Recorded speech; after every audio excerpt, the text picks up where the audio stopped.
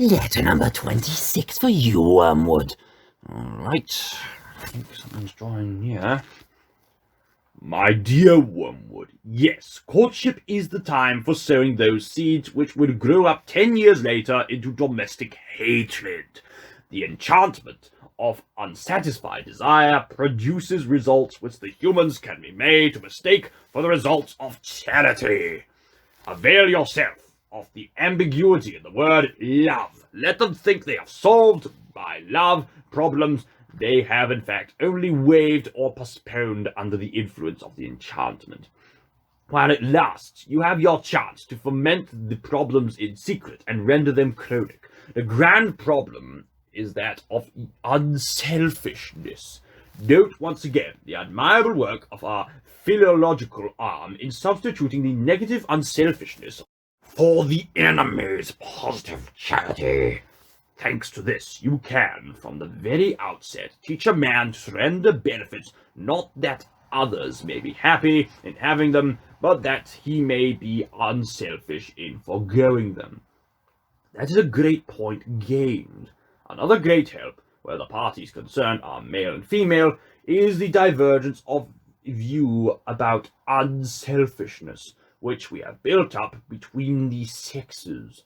A woman means by unselfishness chiefly taking trouble for others.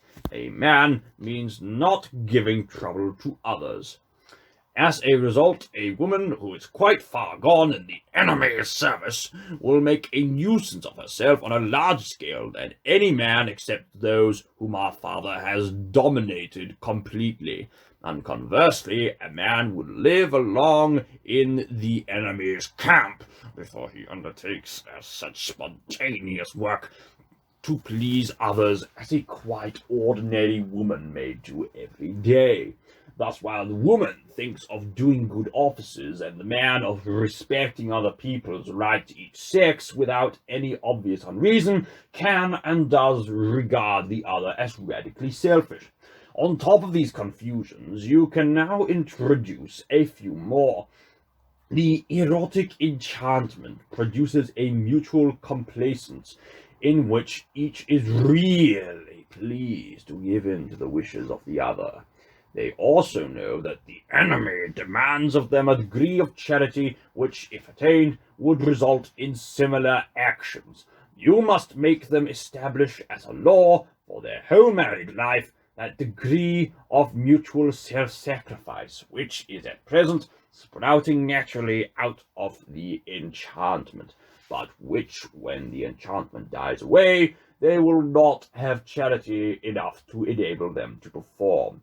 They will not see the trap, since they are under the double blindness of mistaking sexual excitement for charity, and of thinking that the excitement will last.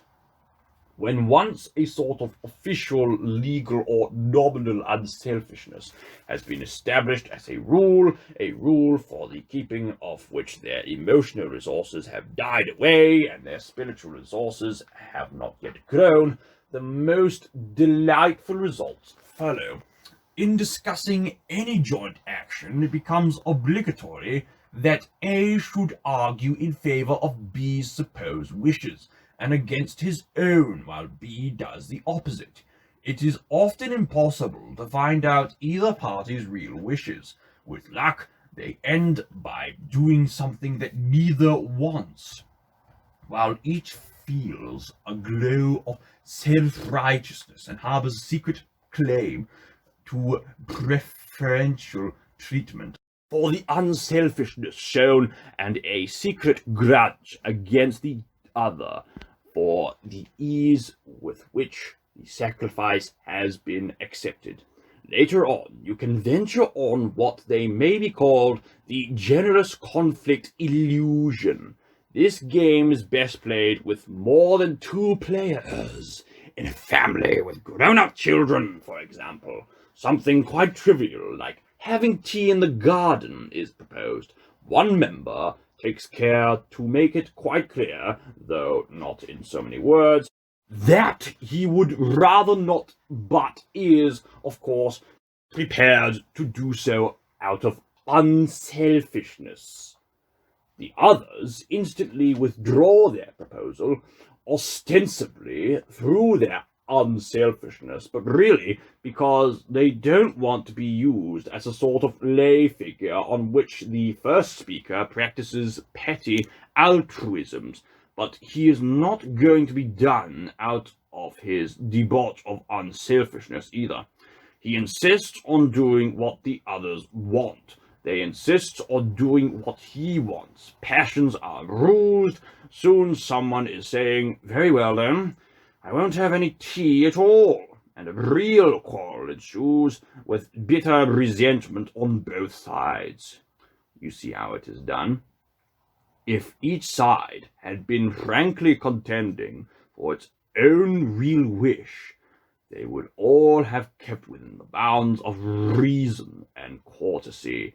But just because the contention is reversed and each side is fighting the other side's battle, all the bitterness which really flows from thwarted self-righteousness and obstinacy and the accumulated grudges of the last 10 years is concealed from them by the nominal or official unselfishness of what they are doing, or at least held to be excused by it.